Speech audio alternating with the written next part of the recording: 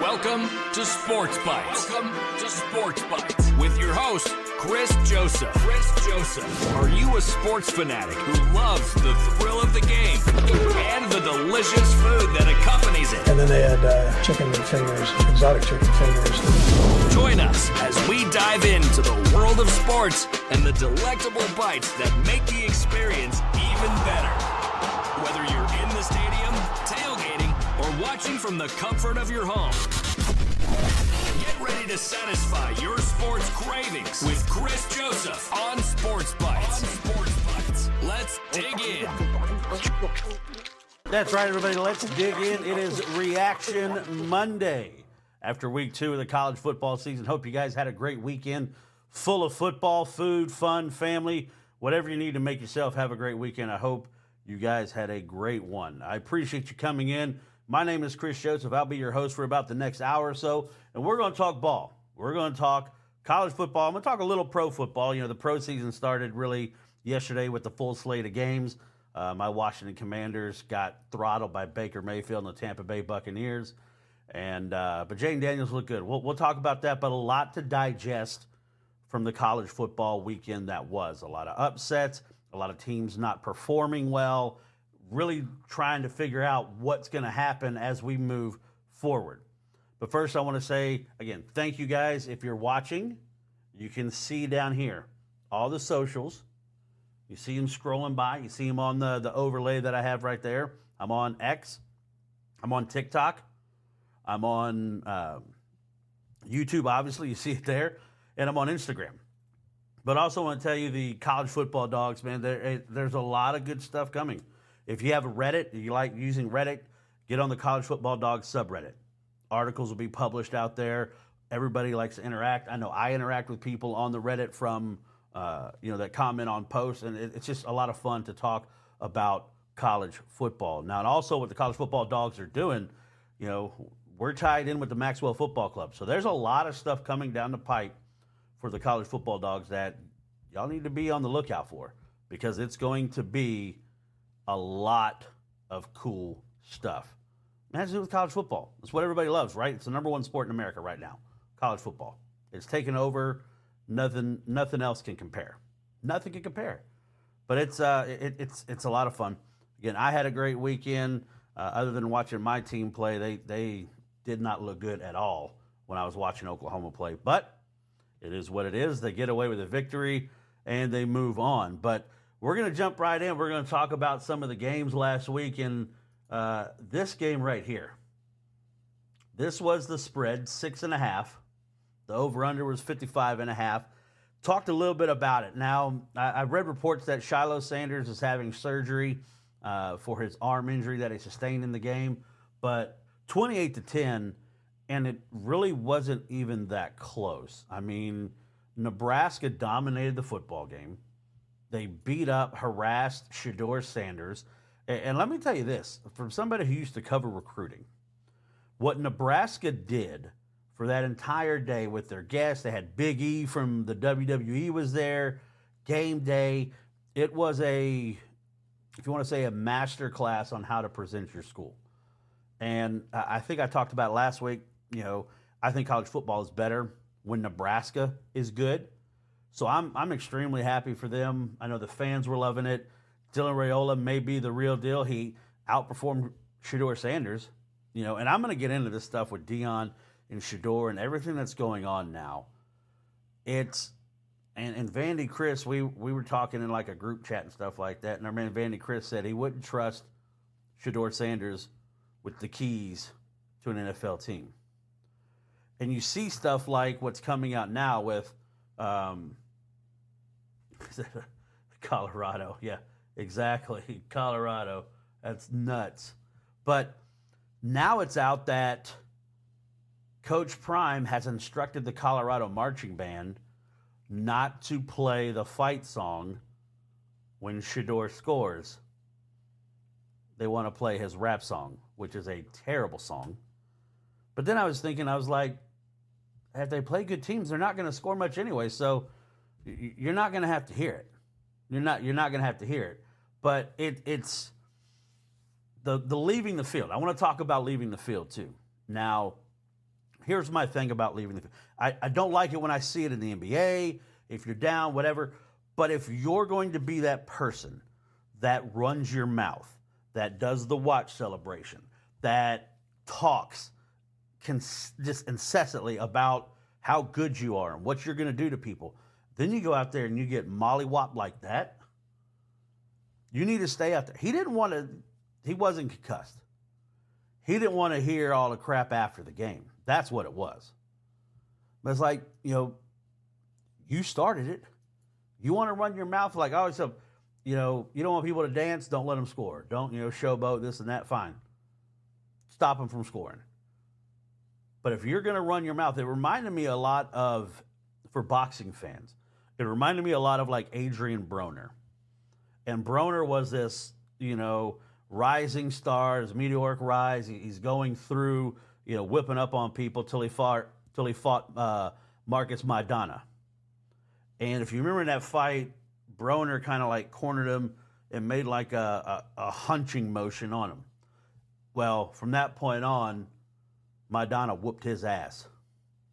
And then from that point on, nobody cared about what Broner did. He was a talker, all this. That's like people may not like Floyd. Floyd talked a lot.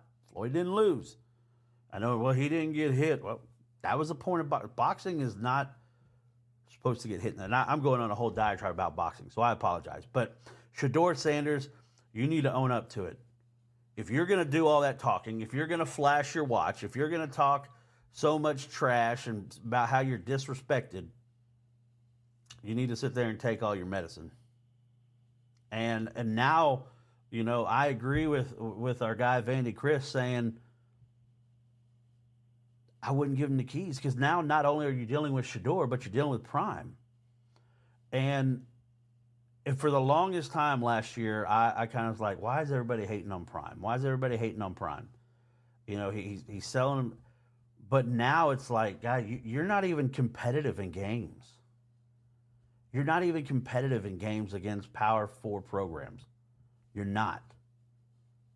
I mean, Dylan Raiola,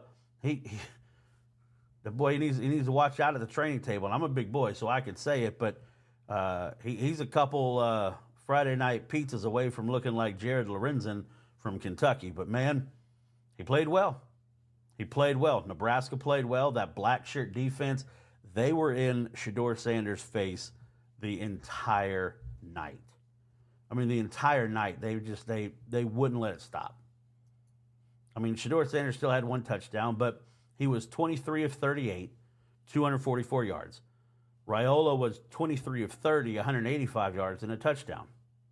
Dowdell looked awesome running the football.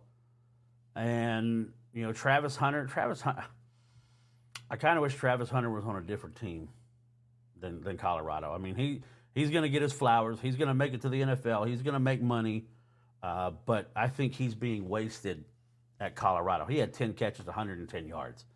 And he's getting frustrated. You could tell, and it's starting to boil over on the sidelines there. But, yeah, not good. Shedeur Sanders, total of 8 carries for minus 30 yards. Just continually getting sacked, hurried, pressured, and it was not a good day. 3 of 12 or 4 of 14 for the Golden Buffaloes. Ugly game. The next game I want to talk about, Oregon Boise State. Oregon wins 37-34. And again, everyone wants to talk about, the offense for Oregon. Boise State's not a bad team.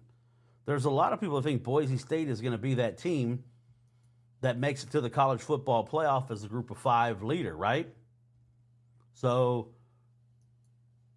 I don't know. I mean, Boise State is always that thorn in the side, right? Maddox Madsen, the 2-star, he struggled a little bit. 17 of 40, 148 yards, 1 touchdown. Ashton Jeanty now has 9 touchdowns on the year. He carried the ball 25 times, 192 yards, 3 touchdowns. Dylan Gabriel, he does his little methodical thing he does, right? 18 of 21, 243 yards, 2 touchdowns. Now, Evan Stewart had a big grab of 57 yards, and so did Trayshawn Holden. He had one for 59 yards. But, I mean, it was a great game. I enjoyed it because it was coming on after, like, the Oklahoma game was over, and you still had football on. So I loved it. Ducks are 2-0. They trailed the Broncos with 10 minutes left. And, man, if it wasn't for a kickoff return, Oregon might be in some trouble. But, you talk about now in the Big Ten, and I'll talk about USC when we get down into it, but from what I've seen right now, I probably put USC ahead as far as power rankings. Now, Ohio State's still going to be ranked up there because of where they are, what they are, and until they lose, they're going to stay up there, right? Team that is playing the best, I'd probably say USC is playing the best. I know that's going to make our boss man happy, but it's the truth. USC, Miller Moss, they're looking really good. First shutout since the 2011 season for the Men of Troy. So good for them. But Oregon holds on. They beat Boise State, and like I said, it's one of those games. Was it a trap game? Was it not? But it's weird now because the Civil War is next week. Oregon at Oregon State. The Ducks and the Beavers. I always love when these guys get together just because of the color clash of everything. The bright orange, the neon yellow, bright green. But it's in Corvallis, and it's weird because Washington is playing Washington State in the Apple Cup this weekend as well. So the Lonely Two are playing their rivalry games this weekend. So it'll be interesting to see how those games are perceived now that it's those used to be end of the year games and now they're being in week 3. It's still a rivalry. Washington still hates Washington State and vice versa. Same with Oregon and Oregon State. I mean, hell, it's called the Civil War for a reason, right? But if you look, I think they have Oregon as a 68% chance to win a matchup predictor. The line right now is Oregon by 16.5. It's a big number. It opened at 14, and it's moved to 16.5. So big number there. Be something to keep an eye on how the betting public goes and what money's put on the game and how that line goes. But again, Oregon, you survive in advance, and they're still in line. I think the Big Ten and the SEC are probably the only power schools, power conferences that are going to have multiple bids. It may be down to the Big 12, the ACC may not get multiple bids. It'll all depend on how everything shakes out, but that'll be a tough one. Speaking of the SEC, one of the games I talked about, Oklahoma State and Arkansas, man, oh man. Gundy was sweating bullets up there at Boone Pickens because Arkansas came out and was taking it to them. I mean, taking it to them. It's 14-0 before you knew it. Taylor Green, 26 of 45, 416 yards, 1 touchdown, 1 interception. Alan Bowman, 27 of 48. He threw for 326, 1 touchdown, 1 interception. Ollie Gordon was bottled up the majority of the day. He does score in overtime. He finished with 17 carries, 49 yards for an average of 2.9 yards per carry. And he had that score in overtime. Jaquindon Jackson, 24 carries, 149 yards, 3 touchdowns. So, again, good running back play there. Love that. And I felt bad for Sam Pittman because, man, they had the game. Kudos to Oklahoma State. You stayed involved. You fought. Which I got to get a drink of my bourbon. I apologize. Good stuff. Not going to say the name brand. Not going to give them any free pub until they start paying me for it. But interesting game. It goes into final overtime, double overtime. Oklahoma State wins 39-31. So, again, very entertaining football game. And I'll say this. Who out there, you can say in the chat, who out there kicked Dish TV to the curb? And I went to YouTube TV for the weekend. I got it going Friday and got YouTube TV going for Saturday because of all the crap going on with DirecTV and ESPN and Disney and all that. And I remember when I called and I was talking to customer service with DirecTV, And I was like, guys, I know you don't know, but I'm going to go ahead and cancel because for my job, I need to have access to college football. I need to be able to watch football. Well, we can give you a discount. Now, I'm going to tell you what they told me. There's a lot of people out there that are saying all they heard was $20. That's bullshit. I'm going to tell you what they offered me. My bill was $160 a month because of what the package I. And again, it's one of those that always elevates, right? But when I was on the phone with customer service, I asked to talk to the person at retention. That's the key. You got to talk to somebody in retention. And they authorized 50% off my bill for a year. 50% off? So that tells me you could give me that damn internet power, that cable package for that. But I said, you know what? I've looked, everything I need. I'm going to be saving money. It's going to be a lot less than that. So we did a YouTube TV. I'm paying less. I'm paying $100 less, basically a month than what I was paying. And I will tell you, someone like me, I've got a big 75-inch TV, and they had the multi-view on from YouTube TV. Amazing. I loved it, right? Have 4 games going. You're bam, bam, bam. You can, maneuver around the volume. And so I'm a noob to YouTube TV. Guys, if you're a college football fan, if you're an NFL fan, because you can get it the same thing there. And I liked it because we didn't do the NFL Sunday ticket this year because it's, you got to take out a signature loan to watch the NFL, right? But what I liked was even the local channels. If there's 2 games on, Fox and NBC, you can multi-view those and put those side by side. So it's, it's really, I am a big proponent of YouTube TV now. Got the 4K, which is, it's a free add-on. And so, my stuff, it looks good. I don't know why I didn't do it sooner. And I heard people talk about YouTube TV, but that's where it's at. That's where you need to go. Back to the game. Oklahoma State wins 39-31, double overtime. Arkansas, they got UAB this week in Fayetteville. Oklahoma State's going to travel to an in-state opponent. They're going to be at Tulsa. I did hear that Colin Oliver for the Oklahoma State Cowboys is ruled out for the year, suffered an injury, and is going to need surgery, so he's going to be done for the year. I hate that. I may be an Oklahoma fan, but again, Colin Oliver, one of those high-engine, very twitchy, he's a problem. He's giving OU headaches. He's one of the best defenders in the Big 12, so it's unfortunate that he is going to miss the rest of the year. And he had, how many tackles did he have in that game? He only had 2. But he had a pass deflection as well. And I hate it for the linebacker. He's a senior, so now we'll see if he gets a redshirt year or not. But I hate that. I hate seeing anybody get injured. I don't like it. But great game. Oklahoma State wins. SEC loses to the Big 12. Sam Pittman, Arkansas fans, if you're out there, my man George from the Golden Boot, how you feeling about the game? How you feeling about Pittman? Are you buying in more because you have an absolute mastermind of offense and you can see it? This offense is a lot different than what you've seen the last couple years. And Taylon Green, he's the real deal. I think, 416 yards passing. Whew. He was dicing them up. And he ran 18 carries for 61 yards. So again, Arkansas fans, how you feeling? Let me know in the chat. How you feeling about Pittman moving forward? This should be a game, and I thought maybe at the beginning of the year that UAB was going to be able to push Arkansas, maybe even upset them.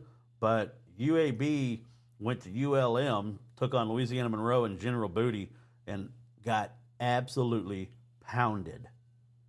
And, now you look at Trent Dilfer, he's 0-7 as a coach on the road.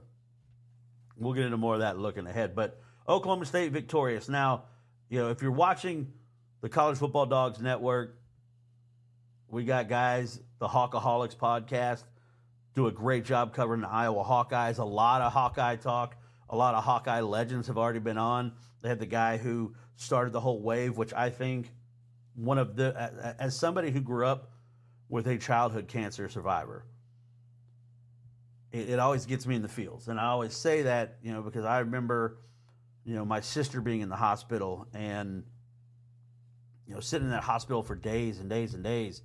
But so, like, as a sibling of a child cancer survivor, I love what Iowa does with the Wave. I think it's one of the coolest things, when it started. And there's a guy up there, and Brad and you guys on the Hawkaholics, if you're listening, his name is Charlie Taylor. You need to look up Charlie Taylor at the University of Iowa. Great guy, and I love what they do. But this game, the Iowa fans were riding high. They put up 40 points the week before. I think they had won 8 of the last 10 in this matchup, right?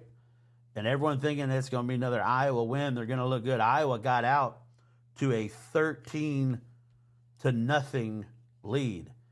And I was like, okay, Iowa State, you're not doing too good. And I even said I didn't buy Rocco Beck. Rocco Beck outperformed Cade McNamara. Cade McNamara, struggle bus. Hawkeye fans, how you feeling? Let me know in the chat. Cade McNamara, 13 of 29, 99 yards, 2 interceptions. 2 interceptions. And if you look at the team stats, total yards, 361 yards for the Iowa State Cyclones, 303 for the Iowa Hawkeyes. Iowa State wins on a field goal, 20-19. They take the Cy-Hawk Trophy home, and Iowa fans are all upset now. Caleb Johnson, I thought, had a really good game for the Hawkeyes. 25 carries, 187 yards. I think they put the ball in Cade's hands way too much. I think, it's one of those games when a guy is having that kind of, you just got to keep riding him. You got to keep pushing and making sure that you're going to win, especially a rivalry game. Because now, and here's the thing. So Iowa, it's not a conference loss, right? It's not a conference loss, so you can still, do what you need to do. But they don't have an easy game coming up. George, I just asked, where were you? How you feeling about Arkansas, brother? A great game. A great game. I hate it.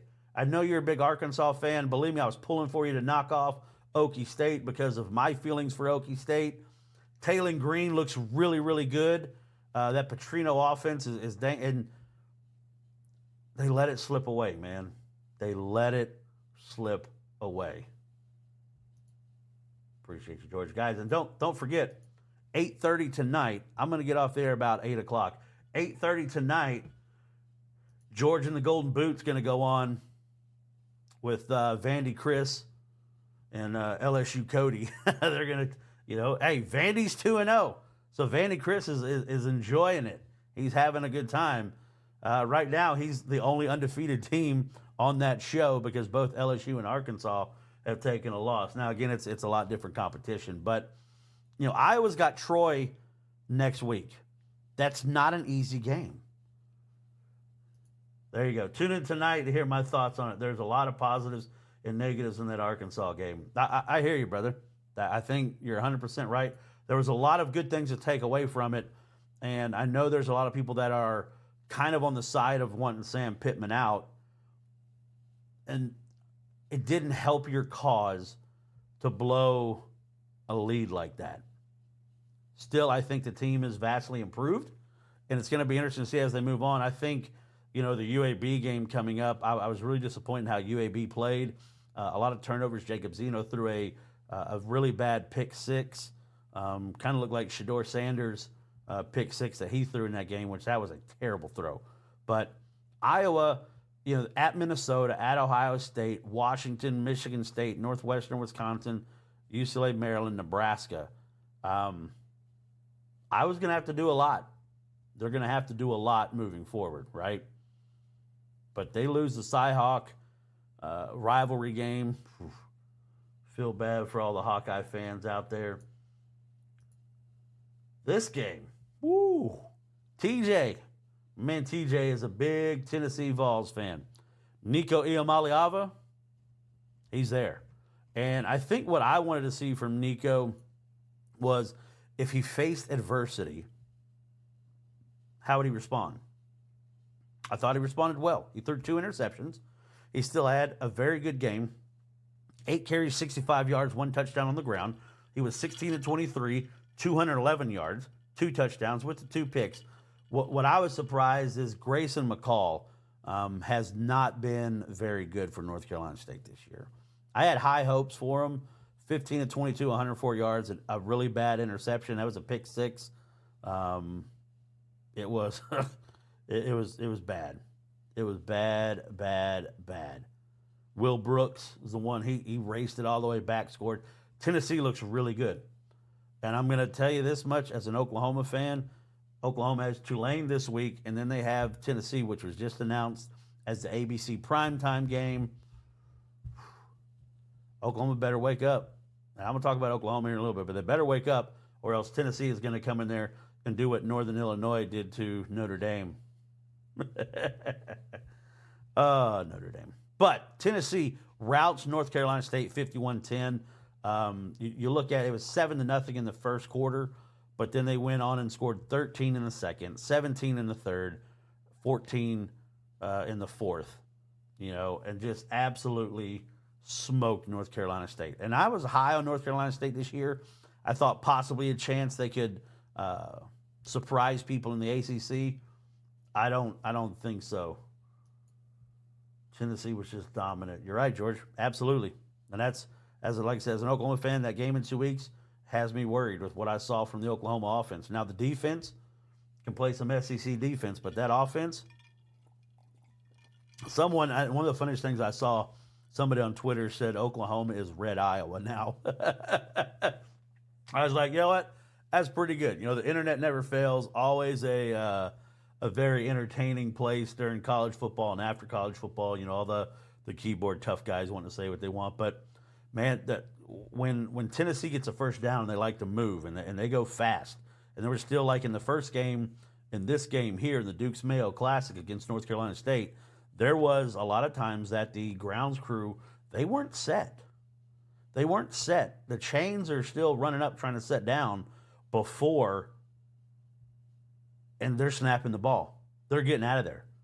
It's really good. It's hard to get subs in, and when you can keep guys in and put pressure on defense like that, that's what Josh Heupel wants to do. Squirrel White, I love him. Brew McCoy, they are some really talented wide receivers. Sampson, hard running back, 20 carries, 132 yards, and he looked really good. 2 touchdowns. But Tennessee, victorious, right? You look at that spread there, 9.5. I think the over-under I took as my lock of the week. No, I took I'll show. I know I got it up here. I think I took the Oklahoma State game, the over, as the lock of the week. Last game I want to talk about as far as the games that I picked, my top 6 games to watch, Michigan, Texas. All the hype, all the pomp and circumstance, everything going on about leading into this. Dueling game day shows. You've got ESPN Game Day. You got the Fox Big Noon Kickoff. Obviously, Gus Johnson and Joel Klatt on the call. I love Gus when he does football.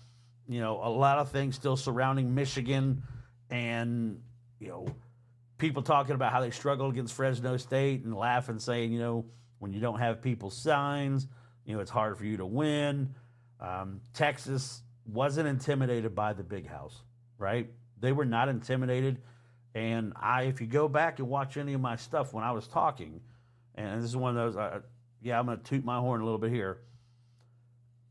You go back and watch some of my content I did last week, and I said, 7, I love that number. Give me Texas minus the 7.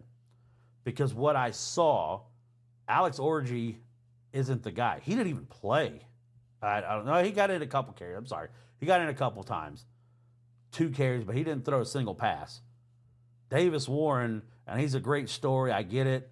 But great stories don't win you football games. And the thing that was impressive to me is the fact that the Texas offensive line really manhandled the Michigan defensive line. And everyone talking about all the great talent. And there's NFL guys on that line. So, Mason Graham is going to be in the NFL.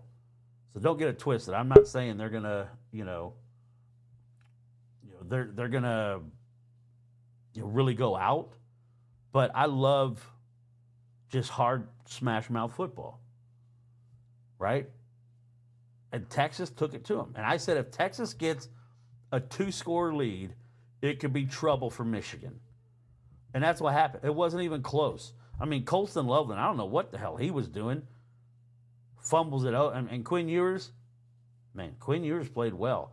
The throw he made on the rollout touchdown where he's rolling left, and the ability to kind of turn his body and get it to where he could throw that football where it needed to be, man, I thought it was a great game for Quinn Ewers. 24-36, 246 yards, 3 touchdowns on the day, and Michigan looked outclassed.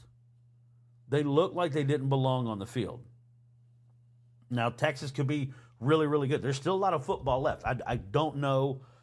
I know a lot more about Texas now. You know, I think, Jaden Blue is good. Wingo, Wisner. I mean, they've all got speed. Gosh, Texas is so fast. Gunnar Helmet tight end, he's going to be a problem. Isaiah Bond, that's a problem. Those little swing passes, it's like an extended running play. You get the running backs moving out of the backfield, and, man, they look really good. But Texas dominates Michigan 31-12. Now, Texas, you can't rest on your laurels.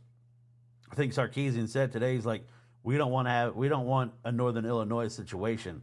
They take on UTSA this weekend, and UTSA just got housed by Texas State. But you can't go in there and think just because you beat Michigan, you end up losing one of those games, and it's bad. But, whew, man, I tell you, it was a hard day for Michigan fans, right?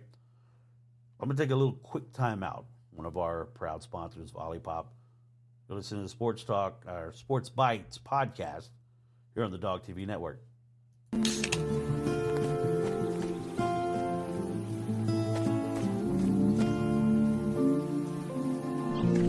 Anywhere you wanna go, just pick me up on this road.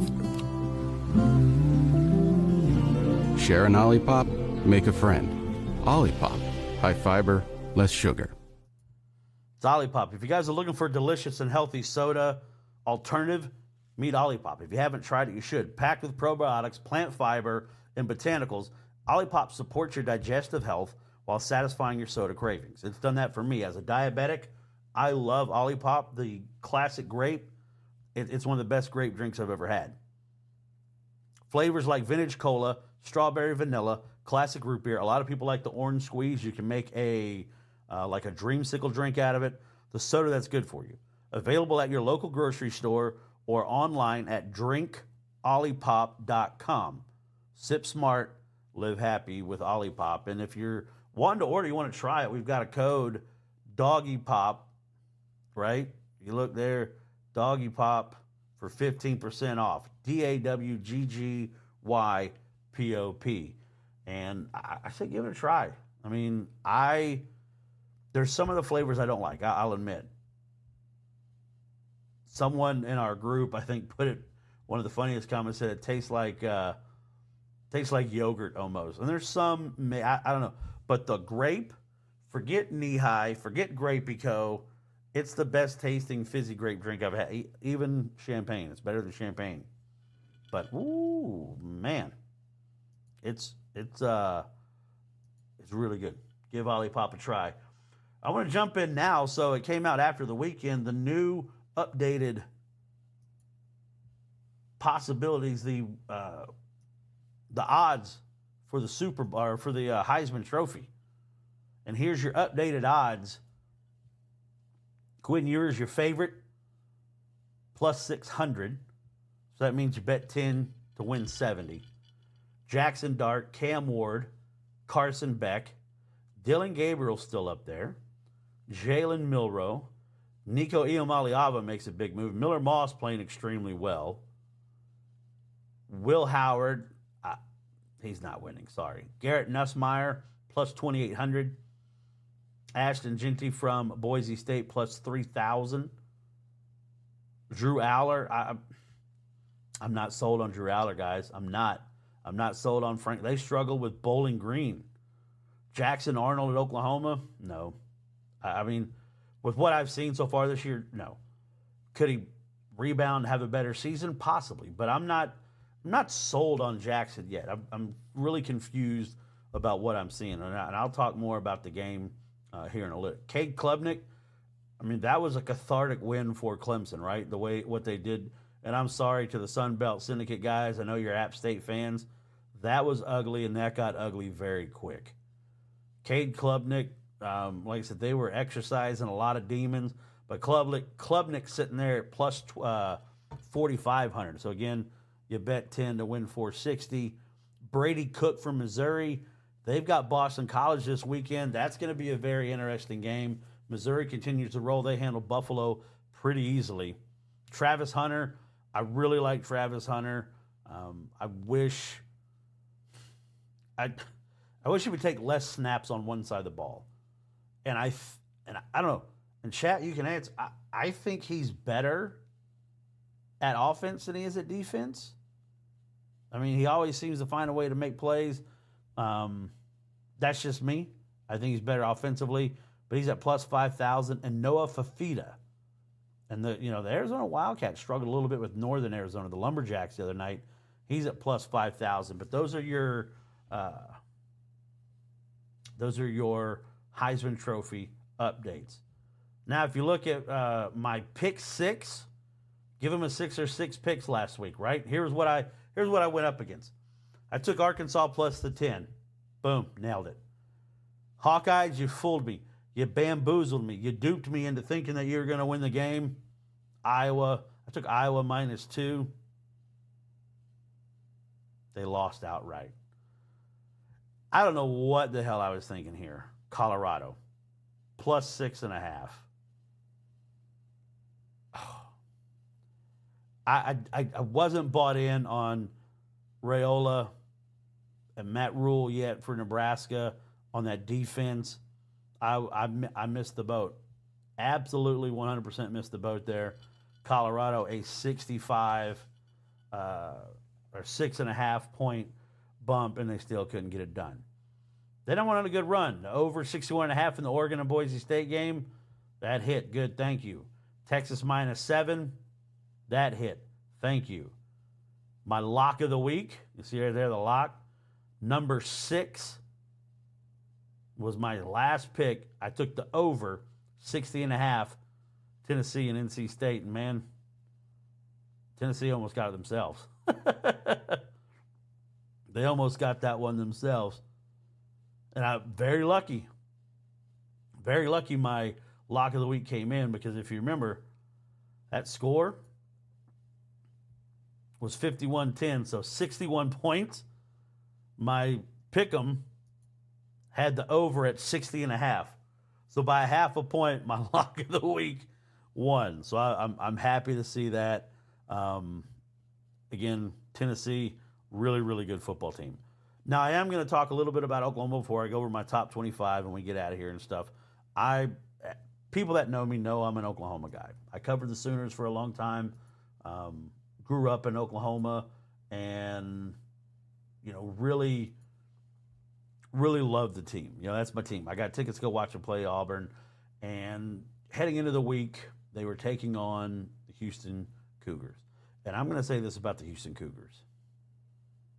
Willie Fritz is a hell of a football coach, guys. Willie Fritz, because UNLV, and UNLV is not a bad team. They're a decent group of 5 team. But UNLV dog walked Houston, right? And so Oklahoma is hearing all this stuff about how they're going to dominate the game. People on local radio out there talking about how Oklahoma, with the new and improved defense, should set the sack record by having 9 or more sacks in the game. Didn't happen. The offense is stuttering, stumbling, and yes, there's injuries on the offensive line, a lot of moving pieces right now, not a lot of continuity. But Jackson Arnold, there was a lot of talk heading into the year. A lot of people, I'd say it's 50-50 on him. There's some people who don't think he's a elite quarterback. And you're looking at a sample size now of 3 games. Arizona in the bowl game. Temple last week.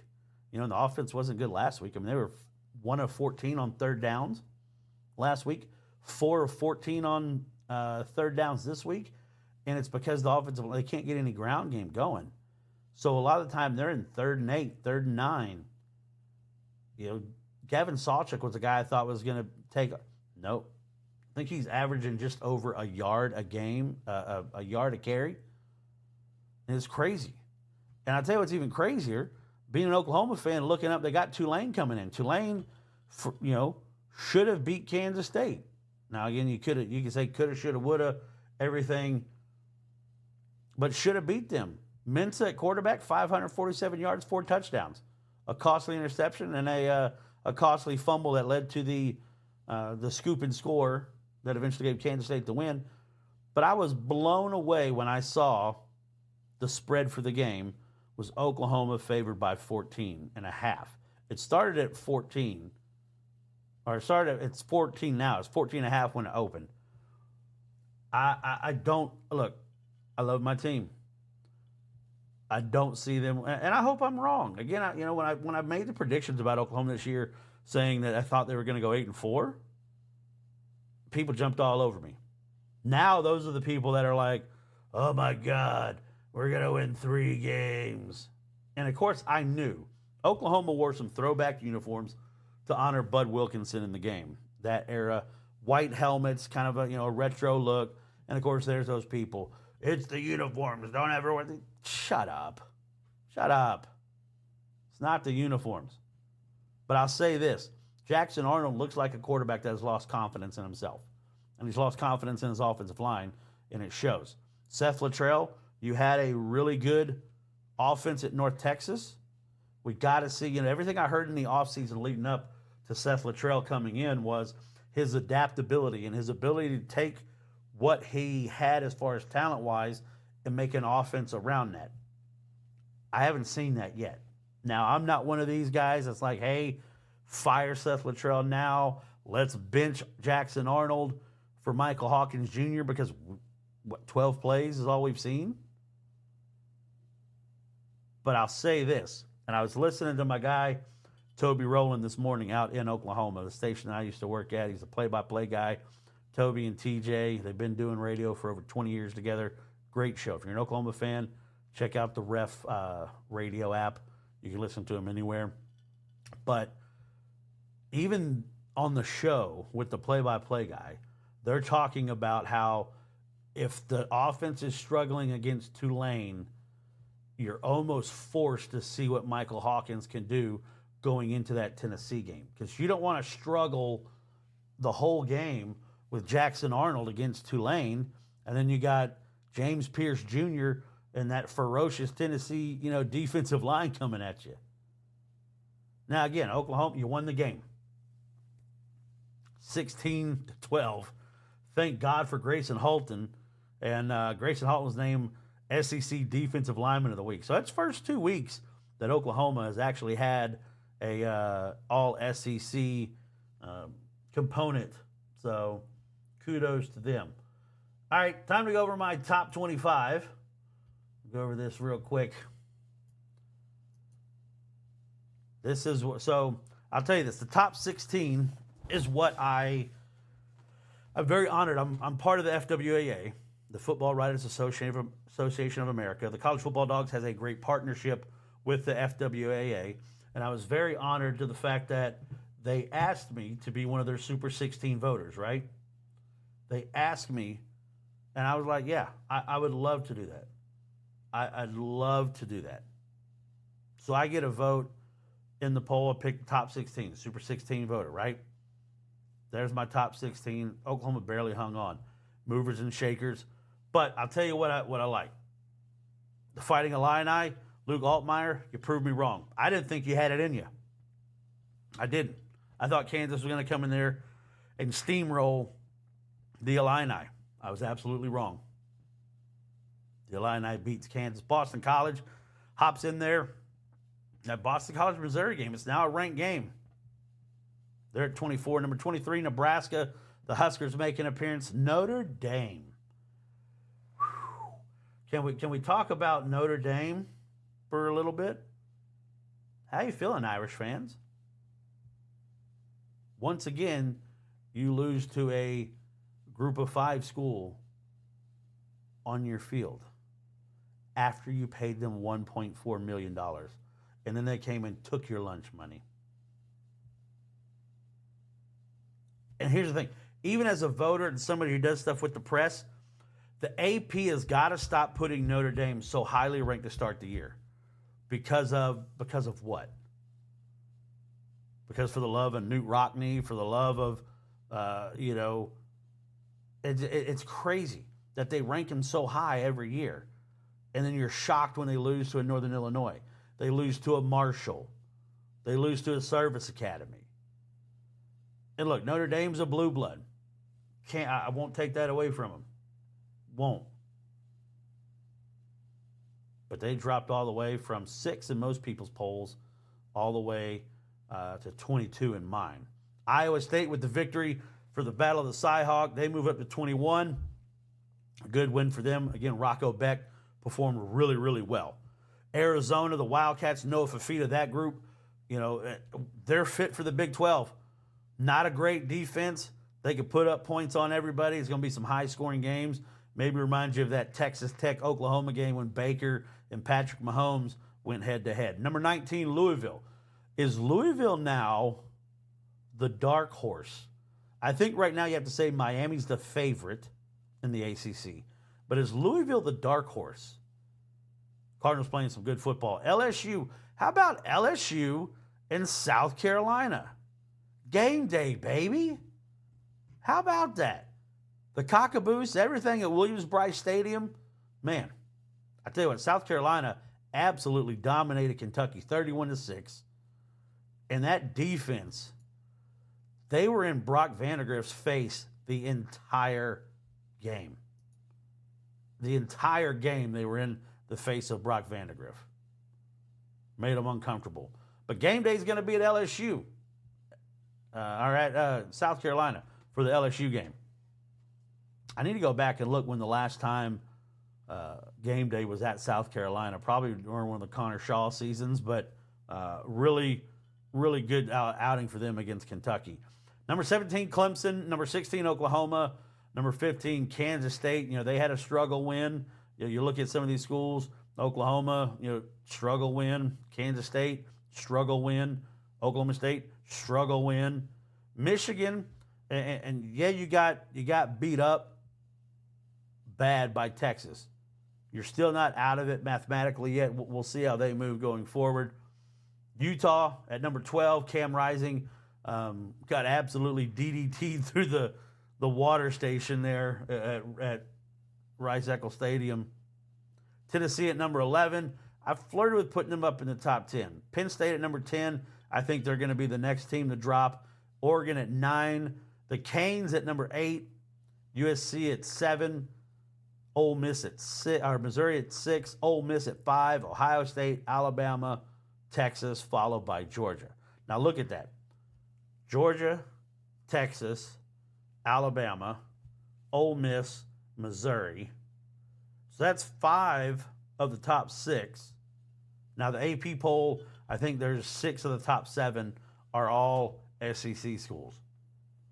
And it's going to be very interesting as the season moves on when these teams start to cannibalize each other, what's going to happen with them, where the position are, and how everyone else is going to perform, right? It'll be very, very intriguing to see. But that's my top 25. You can check it out on X at Sports Bites Pod 1. I'll put my poll up there every week, so that way you can check it out. Tell me I'm a dumbass. Say I'm wrong for having this team here. I shouldn't have moved that team there. I like the witty banner, playful retorts. We can just have a good time, right? Talk some ball. And that's all there is to it.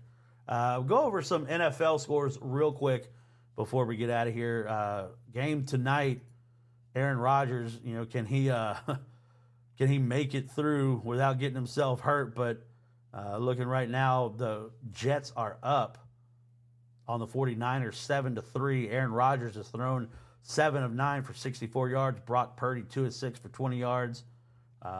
We'll see.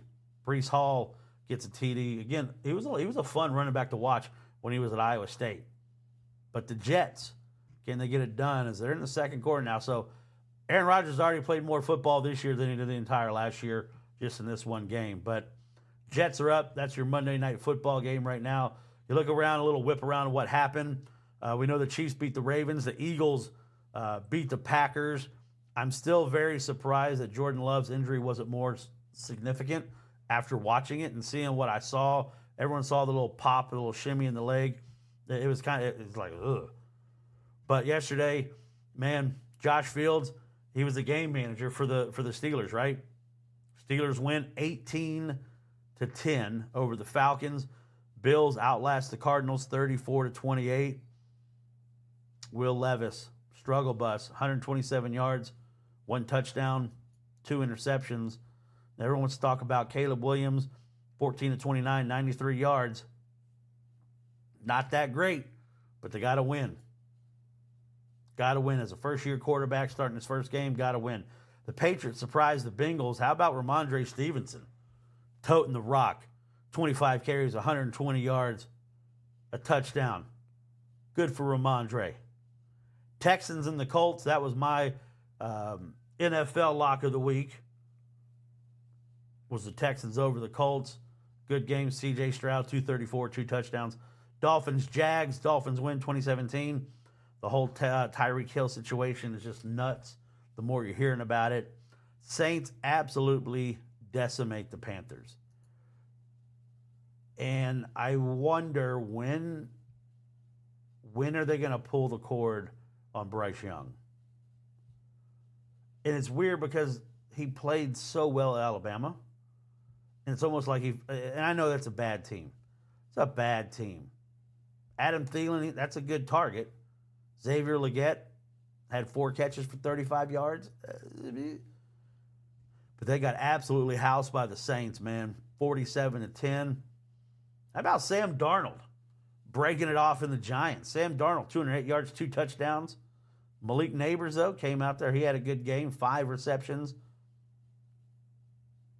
But, yeah, Justin Jefferson, the Jet found the end zone, hit the gritty on him. That's my kid's favorite guy. He's got a Justin Jefferson jersey. Really loves when he busts out the gritty on people. The Raiders and the Chargers. Chargers win 22. Is this the year for the Chargers? Are they going to make noise? Gardner Minshew, Uncle Rico quarterbacking for the Raiders. Chargers win 22-10. Seahawks beat the Broncos 26-20. Geno Smith, 171 yards, 1 touchdown, 1 interception. The Cowboys, after signing Dak Prescott. Now think about this. I saw a stat. For the next 4 years, the Dallas Cowboys are paying CeeDee Lamb and Dak Prescott $378 million in 2 guys. Now, I love CD, but man, that's a lot of money tied up in 2 guys. My favorite team, the Washington Commanders, went out there and got Baker Mayfield. Baker threw for 289, 4 touchdowns, and looked good. I love seeing it. Good for Baker. Jaden Daniels had flashes. I'm still confused at why Washington traded away Jahan Dotson. Not a lot of talent, not a lot of help. And Zach Ertz, so I'll say this, and it's kind of off color, so I apologize now. I did see one of the best fantasy football names ever. So everybody knows Zach Ertz, right? The team name was My Ball Zach Ertz. My Ball Zach Ertz. That's good. Buccaneers win 37-20. Interesting news coming out of Washington today. York, the field goal kicker, missed 2 field goals. They've already shipped him off. They've signed Austin Siebert, veteran kicker, former Sooner, coming in. He's going to kick for the Skins now. So now you got Tress Way and Siebert, 2 Sooner kickers, kicking for the Washington Commanders. And the game Sunday night, a lot of fun. Lions, Rams, Matthew Stafford back in Detroit, 317, 1 touchdown. And one of my favorite guys to watch, I love Amon-Ra St. Brown. I hope he's, Looked like he kind of rolled that TV or rolled his ankle, but I love what Amon-Ra St. Brown does. He's a lot of fun to watch. But guys, that's going to do it for me tonight. I know there's 43 of you in here watching right now. I say thank you for hopping in. If you're not following me, you see everything right here. Sports Bites Pod 1 on X, at Sports Bites Pod on TikTok. I put out content all the time. Subscribe at Sports Bites Podcast at YouTube and Instagram, Sports Bites Podcast. Follow the College Football Dogs, guys. There's some great content being put out there by the writers, by the podcasters.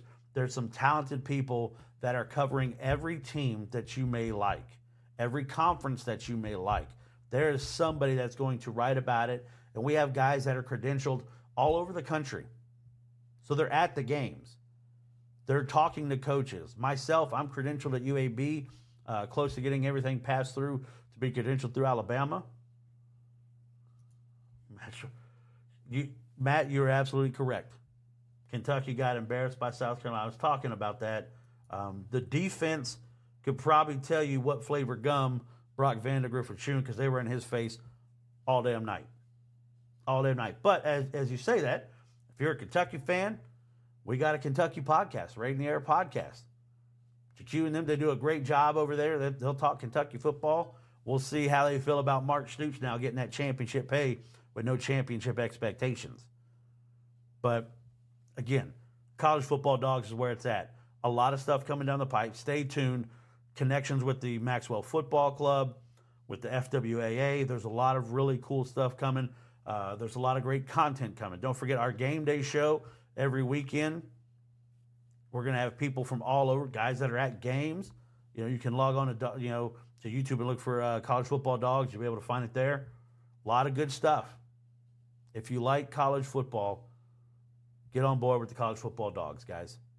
Follow us on Reddit, at the subreddit College Football Dogs. Articles post up there.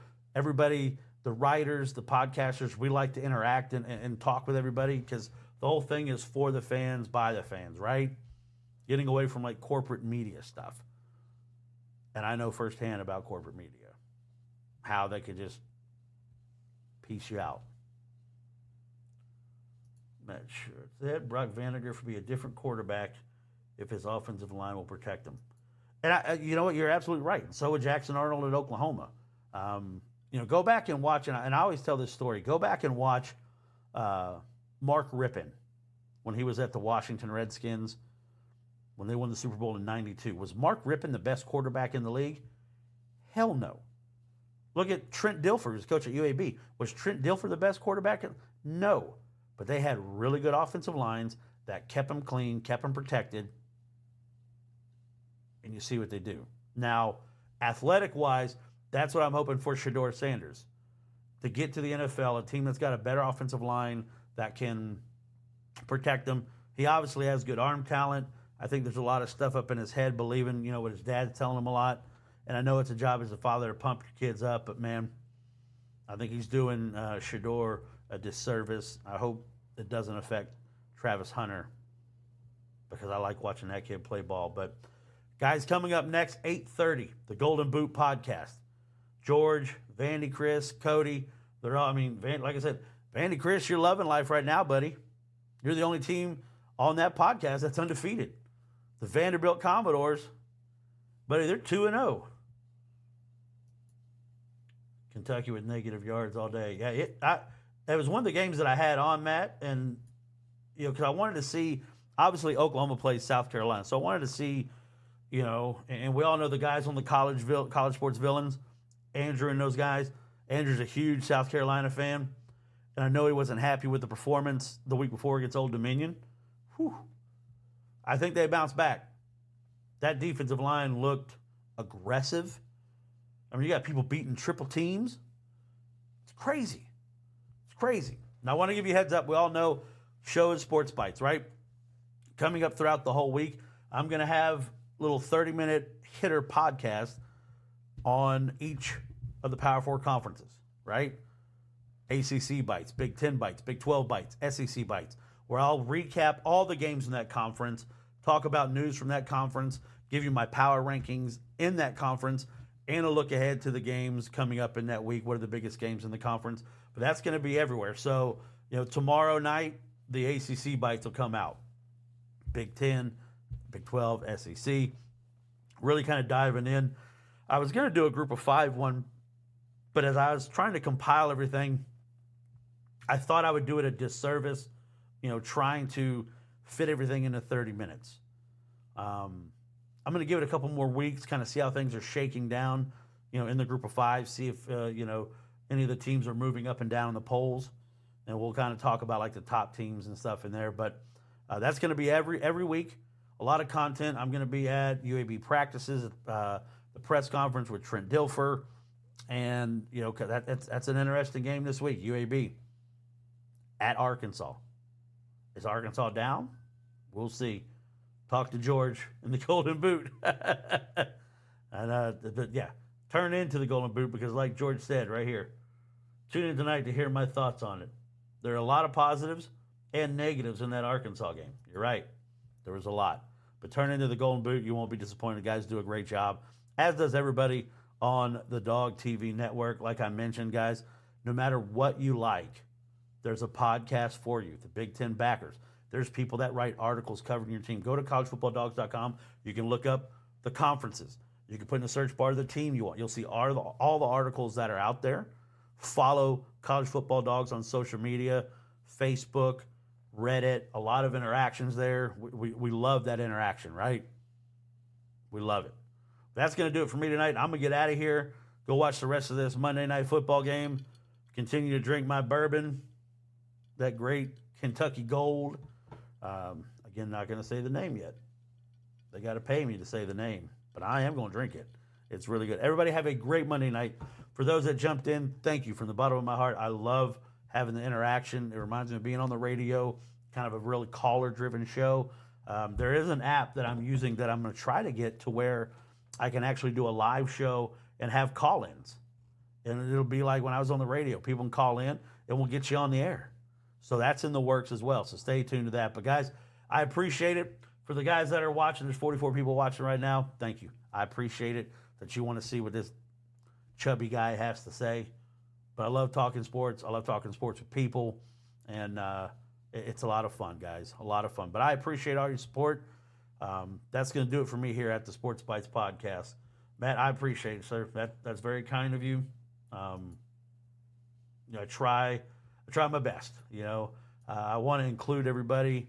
I know when you go onto like message boards and stuff, there's a lot of keyboard tough guys and a lot of out of pocket stuff that's being said. I like my show to be kind of like a barbershop.